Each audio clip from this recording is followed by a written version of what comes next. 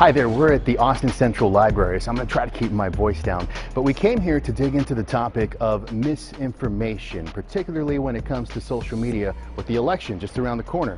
Now, this is really nothing new, but some academics are actually becoming increasingly concerned about misinformation when it comes to the Spanish-speaking social media landscape.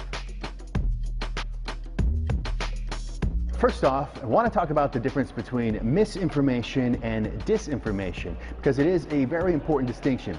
So one way to remember it is that misinformation is just false or inaccurate information, whereas disinformation is false or inaccurate information that is deliberately created or deliberately spread. So just think deliberate disinformation. Jacobo Licona studies disinformation on social media for the X Institute, a nonprofit that advocates for Latino communities. I would say that Latinos are definitely not necessarily more susceptible to disinformation than other groups. He says when it comes to finding reliable reporting, the cards are kind of stacked against the Spanish-speaking community in the U.S. And here's why. Think of all the reputable news sources in English, whether it's network news, cable news, major newspapers. In Spanish, the reputable options are far fewer. So they often go to social media to get news and information. And while there's a lot of good information on social media, there's oftentimes also maybe more problematic content that might be disinformation. Licona says another issue, the social media algorithms don't always do an adequate job of quickly spotting disinformation in Spanish. Okay, so when it comes to the big players in English-speaking social media, it's of course Facebook, Instagram, Twitter, TikTok. But in terms of direct messaging, in Spanish, WhatsApp is king. According to consumer data group Statista, more than half of Latinos in the U.S. use WhatsApp. It's widely used for everything, from business to family connections. Nayeli Gallegos moved to Austin from Mexico 20 years ago and recently became a citizen. Every time I travel back to Mexico, you see the WhatsApp logo in businesses and banners. They use it for everything.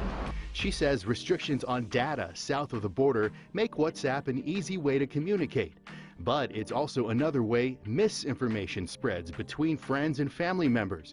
I think this is a really big problem. So says Josephine Luquido, an assistant professor of journalism and media at UT Austin and a researcher in this field. One of the great things about WhatsApp is a lot of people are on it. One of the real struggles of studying and understanding misinformation on WhatsApp is that it's often encrypted and in private platforms. And so we're seeing a large amount of misinformation get spread on WhatsApp that isn't actually detected. Oftentimes I'm seeing it from a family member or a friend. But because WhatsApp is different than typical social media sites, flagging misinformation isn't an easy sell. It's like if all of a sudden somebody wanted to verify what you're sharing on your texts to other people, Yes. I really don't think that people who use WhatsApp really see it as a social media platform. They see it as a communication tool. So what can be done to combat mis- and disinformation?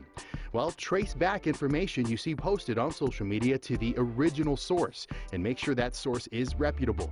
Also, be wary of information in memes or screenshots. Those are harder for algorithms to detect.